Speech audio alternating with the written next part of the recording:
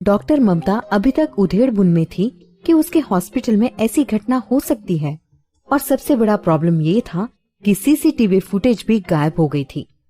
फिर डॉक्टर ममता ने अपना मन तेज पर करते हुए अपने आप से कहा, उसका चेहरा कितना प्यारा है और उसकी घनी पलकें, उफ, कितनी बड़ी है। अभी तक तो मैंने उसकी आंखें भी नहीं देखी।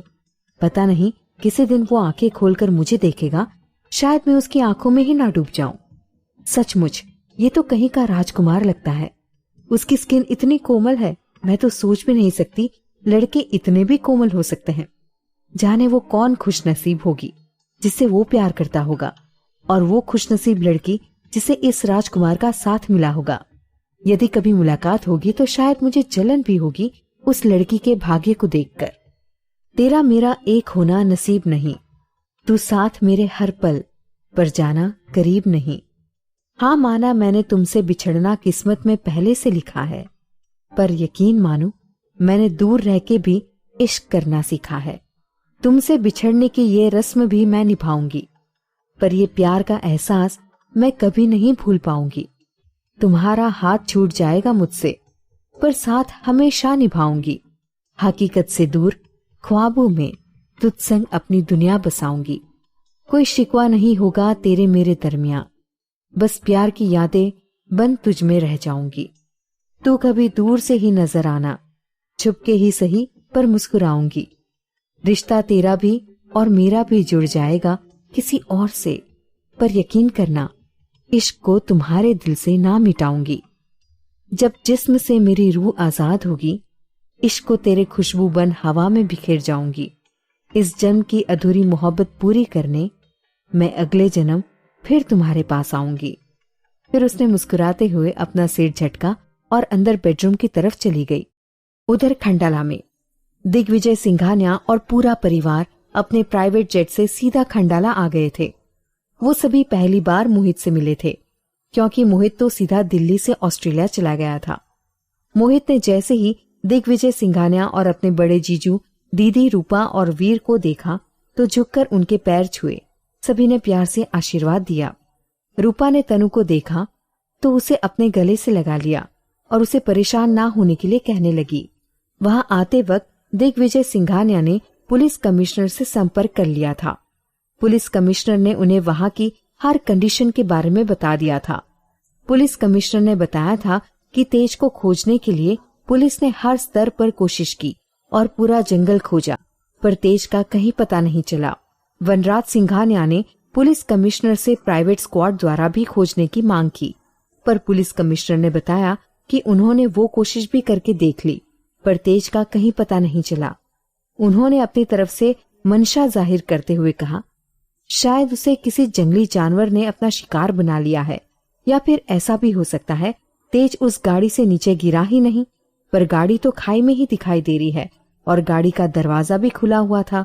इससे तो यही लगता है कि तेज नीचे ही गिरा है, पर गया कहाँ, एक बहुत बड़ा सवाल है।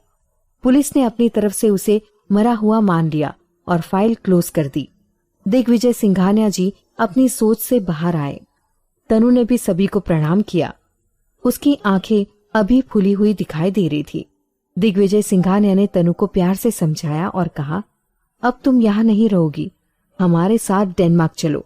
बस कल यहाँ एक पूजा है, उसके बाद तुम्हें हमारे साथ चलना है। एक तेरा साथ ना मिला, हाथ थाम कर भी तेरा सहारा ना मिला। मैं वो लहर हूँ जिसे किनारा ना मिला। मिल गया मुझे जो कुछ भी चाहा मैंने, मिला नहीं तो सिर्फ साथ तुम्हारा ना मिला। वैसे तो सितारों से भरा हुआ आसमां मिला, मगर जो हम ढूंढ रहे थे वो सितारा ना मिला। कुछ इस तरह से बदली पहर जिंदगी की हमारी, फिर जिसको भी पुकारा वो दोबारा ना मिला। एहसास तो हुआ उसे, मगर देर बहुत हो गई। उसने जब ढूंढा तो निशान भी हमारा ना मिला। तनु ने चौंकते हुए दिग्विजय सिंघानिया से पूछा, पूजा? किस तरह की पूजा कराना चाहते हैं आप? अंदर ही अंदर उसे मन में एक डर बैठ गया था, कहीं बाकी की तरह दादाजी, रूपा भाभी और वीर भैया सभी की बातों को सच ना मानने लगे। उसे बहुत घबराहट हो रही थी। तभी दादाजी ने गहरी सांस लेकर कहा, वो हम तेज की सलामती के लिए पूजा करना चाहते हैं। तुम्हारी तरह हमें भी यकीन है वो अभी ठीक है। तनु ने आंखें बंद करके गहरी सांस ली और हाँ में अपना सिर हिला दिया। तनु जाने लगी, तभी उसके कानों में मीठी सी आवाज आई, यंग मिस, क्या मैं अभी आपको याद हूं? उसने पलट कर देखा तो अपने सामने मार्गरेटा को देखकर उसकी मुस्कुराहट और भी लंबी हो गई। उसने मार्गरेटा को अपने गले से लगा लिया और उससे पूछा, कैसी हो तुम मार्गरेटा? मार्गरेटा ने तनु को ध्यान से देखा और कहा, बस सर ने आपकी केयर करने कहा है, अब मुझे फिर से मौका मिला है कि मैं आपके खाने पीने का ध्यान रख सकूं। वैसे भी आपको खाने के साथ साथ आराम की बहुत जरूरत है। तनु भी हल्के से मुस्कुरा दी। मार्गरेटा ने फिर कुछ रुक कर कहा, यंग मैन, बस तेज सर के बारे में सुनकर बुरा लगा। आई होप कि वो ठीक है। तनु ने भी भराए गले से कहा, मैं जानती हूँ वो जहां भी है ठीक है, उन्हें कुछ नहीं होगा। तनु ने नौकरों से कहकर सभी का सामान अंदर रूम में रखवा दिया। सभी अंदर रेस्ट करने के लिए अपने अपने रूम में चले गए। मार्गरेटा अपना सामान लेकर तनु के रूम में ही आ गई। उसने तनु के रूम से लगे स्टडी रूम में अपना सामान रख लिया और तनु के लिए हेल्दी ब्रेकफास्ट बनाने के लिए चली गई। सबके लिए खाना बनाने वाली अलग थी, पर तनु की केयर करने के लिए अब मार्गरेटा थी। तनु को मार्गरेटा को देखकर सुकून सा महसूस हो रहा था। उधर दिल्ली में काली अपने घर में बहुत परेशान सा घूम रहा था। आज तो उसका ऑफिस में ही मन नहीं लग रहा था। 2 दिन उसने अपने पूरे रिसोर्स लगा दिए थे, पर तेज का कहीं पता नहीं चला था। जब उसका मन ऑफिस में नहीं लगा तो वो भी अपने घर आ गया था। घर आकर निराश होकर वो अपने रूम में आकर बैठ गया। फिर कुछ सोचकर उसने कहीं कॉल लगाया। फिर वहां से कुछ बात हुई और उसने सामने वाले को कहा, मैं फोटो भेजता हूँ। फिर वो अपने स्टडी रूम में चला गया और फाइल में से तेज की फोटो ढूंढने लगा। उसने एक नजर तेज के साथ तनु और पलक को देखा। ये तेज और तनु की उस समय की फोटो थी जब वो पलक के साथ पहली बार दिल्ली आए थे और गार्डन घूमने गए थे। उनकी जोड़ी देखकर उसकी आंखों में आंसू आ गए। ऐसा पहली बार था जब किसी को मरवाने के बाद उसे दुख हुआ हो। अब जो गलती वो कर चुका था उस पर सिवाय पछताने के और कुछ नहीं रह गया था। वो अपनी आंखों से आंसू पोंछते हुए परेशान होकर चेयर पर बैठ गया और फोटो को हाथ में लेकर देखने लगा। तभी शोभा जी काली जी के लिए चाय लेकर आई। काली जी के हाथों में तनु और तेज की फोटो देखकर अचानक ही उनके कदम लड़खड़ा गए। उन्होंने कप टेबल पर रखा और घबराते हुए काली जी की ओर देखा और अपनी लड़खड़ाती आवाज में पूछा, आप क्या करने वाले हैं तेज और तनु के साथ? कहीं आप इनके साथ कोई गेम तो नहीं खेल रहे या खेलने वाले तो नहीं हो? आप जानते हैं ना कि तनु ने हमारी जान की रक्षा की थी और उसकी सहेली ने हमारी किट्टू की, तो कम से कम इनके बारे में सोचिएगा। कुछ भी उल्टा सीधा तो नहीं करने वाले हैं ना आप? जवाब दीजिए, आप चुपचाप क्यों बैठे हैं? मैंने आज तक आपके बिजनेस में कभी कोई भी अड़ंगा नहीं डाला है, पर यदि इन्हें कुछ हुआ तो पता नहीं मैं आपके साथ क्या करूंगी। काली जी के हाथों से फोटो छूट गई। उन्हें समझ नहीं आ रहा था कि शोभा जी को क्या जवाब दे। उन्होंने कभी सपने में भी नहीं सोचा था जिसे अपनी बहन माना है वो उसका सुहाग उजाड़ने वाले हैं, और जो कुछ भी हुआ वो भूल से हो गया था, जिसका काली जी को बहुत पछतावा था। शोभा जी ने गिरी हुई फोटो को अपने हाथों में उठाया, फोटो को काली जी के सामने की टेबल में रखते हुए कहा, इतना तो समझ आ गया है आपने कुछ न कुछ जरूर किया है उनके साथ, पर क्या किया है वो भी बता दे। बस एक बात कह रही हूँ, एहसान फरामोशी कभी मत कीजिएगा, वरना आपकी करनी के कारण मैं जी नहीं पाऊंगी। शोभा जी ने फिर कहा, बोलिए भी, अब चुप मत बैठिए, बताइए क्या हुआ है? क्यों आपका मन इतना अशांत है? जरूर कुछ ऐसी बात है जो अंदर ही अंदर आपको खाए जा रही है। बताइए ना, मेरा दिल बहुत घबरा रहा है। काली जी ने गहरी सांस लेकर कहा, सच कहता हूँ, मुझे पहले नहीं पता था कि तेज प्रताप राठौर ही तनु का पति है जिसने तुम्हारी जान बचाई थी।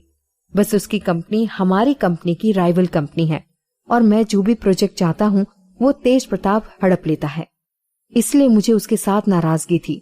और ऐसा पहली बार हुआ है कि कई बार समझाने के बाद भी उसने अपने कदम पीछे नहीं लिए। मैंने कई तरह से उसे समझाने की कोशिश की थी, पर इस बार मेरा प्लान ही अलग था। मैंने रॉक्सी को हायर कर लिया था, लेकिन जब मुझे पता चला कि तेज प्रताप ही तनु का पति है तो मैंने बहुत कोशिश की रॉक्सी से संपर्क करने की, लेकिन तब तक वो उसे मार चुका था और उसे पुणे में किसी ब्रिज के नीचे फेंक दिया। पता नहीं अब वो जिंदा है भी या नहीं। मैंने अपने सारे आदमियों को लगा दिया है, पर उसका कहीं पता नहीं चला है। वाकई मैं अपनी इस गलती के लिए बहुत शर्मिंदा हूँ। कैसे माफी मांगूंगा तनु से, कुछ समझ नहीं आ रहा है। शोभा जी उसकी बात सुनकर लड़खड़ा के नीचे गिर पड़ी। जब ये न्यूज उनके लिए इतनी शॉकिंग है तो तनु की क्या हालत हो रही होगी। उन्हें कुछ समझ नहीं आ रहा था। बस उन्होंने लड़खड़ाते शब्दों में काली जी से इतना ही कहा, अपनी कोशिश कम मत कीजिएगा, हो सकता है तेज प्रताप जिंदा हो, बच गया हो। प्लीज मेरी खातिर, तनु की खातिर तेज प्रताप को ढूंढने की पूरी कोशिश करिए। ये बात सुनकर पता नहीं मैं आपको माफ कर पाऊंगी या नहीं, पर इतना जरूर जानती हूँ, जिसे मैंने अपनी छोटी बहन मान लिया है वो मुझसे दूर हो जाएगी। उधर शिमला में विक्रम अभी भी सोच में मग्न था कि क्या करे। एक तो वो तनु के अलावा किसी को अपने करीब नहीं आने देना चाहता था, पर प्रीति अब जबरदस्ती ही सही उसके गले पड़ चुकी थी। उसने कई बार प्रीति की तरफ अपने हाथ बढ़ाए, पर वो उसे हाथ भी नहीं मिला सका। बार बार वो हाथ आगे और पीछे कर रहा था। फिर उसने सोचा, ये तो इतना कांप रही है, कहीं इसी तरह गीले कपड़े पहने रहने से इसे बुखार ना आ जाए, और तूफान भी तेज हो रहा है। क्या करूं? अब यही एक रास्ता है कि मुझे इसके कपड़े बदलने हैं, पर जब ये जागेगी तो पता नहीं मेरे बारे में क्या सोचेगी। खैर, अब जो भी सोचे, पर मुझे ये तो करना ही पड़ेगा। पर जैसे आंखें बंद करके वो उसे हाथ लगाने वाला था, तभी दरवाजे पर खटखटाने की आवाज आई। विक्रम अचानक ही चौंक गया। उसने मन में सोचा, जिसका ये कॉटेज है पक्का वही लोग आ गए होंगे, लेकिन अब हमें इस हालत में यहाँ देखेंगे तो पता नहीं क्या सोचेंगे। जब दोबारा फिर खटखटाने की आवाज आने लगी तो उसने अपने ख्यालों को झटका और दरवाजा खोलने के लिए आगे बढ़ा। उसने दरवाजा खोला तो तूफान की एक ठंडी लहर अंदर आ गई और साथ ही ठिठुरते हुए बुजुर्ग दंपत्ति दिखाई दिए। विक्रम ने कुछ सोचते हुए उनसे पूछा, कौन है आप? उनमें से बुजुर्ग औरत बोली, बेटा, हम अपने गांव जा रहे थे अपनी बेटी से मिलने, जो बस थोड़े दूर रह रही है, पर तूफान अचानक ही तेज हो गया। अब हम नहीं चल पाएंगे। कृपा करके आज रात हमें यहाँ रुकने के लिए जगह दे दो, हम सुबह ही यहाँ से चले जाएंगे। विक्रम ने राहत की सांस ली और उन्हें अंदर बुला लिया। विक्रम ने दरवाजा लगाया और उन्हें बिठाते हुए कहा, क्या गांव यहाँ से पास है? वो बुजुर्ग औरत बोली, हाँ, बस कुछ ही दूर है, लगभग 2 किलोमीटर उत्तर की ओर। विक्रम ने देखा वो दोनों को ठंड से कांप रहे थे, तो वो अंदर जाकर कुछ कपड़े ढूंढने लगा। वहां पर औरत और आदमी दोनों के कई जोड़ी कपड़े थे। विक्रम ने वहां से 2 जोड़ी निकालकर बुजुर्ग की तरफ बढ़ा दिए। विक्रम ने थोड़ा सोचते हुए बुजुर्ग औरत से कहा, आंटी, क्या आप मेरी मदद कर सकती हैं? ये कॉटेज हमारा नहीं है, हम खुद भी यहाँ पर आपके समान तूफान से बचने के लिए आ गए हैं। मेरे साथ मेरी एक दोस्त है, हम पहाड़ी के ऊपर थे, अचानक ही तूफान आ गया, मेरी दोस्त का पैर फिसल गया, जिससे वो पहाड़ी के नीचे गिर गई। उसे चोट भी आई है और उसके कपड़े भी गीले हो गए हैं। क्या आप उसके कपड़े बदल देंगी? वो लड़की है, इसलिए मैं नहीं कर पाया। बस आप मेरा इतना काम कर दीजिएगा, मैं आपका एहसान कभी नहीं भूलूंगा। और हाँ, आप दोनों अंदर ही सो जाइए, मैं और अंकल हम बाहर रुक जाएंगे। बुजुर्ग औरत ने मुस्कुराते हुए हाँ में सिर हिलाया और अपने साथ लाई पोटली को वहां रखा और विक्रम के दिए गए कपड़े अंदर लेकर रूम में चली गई।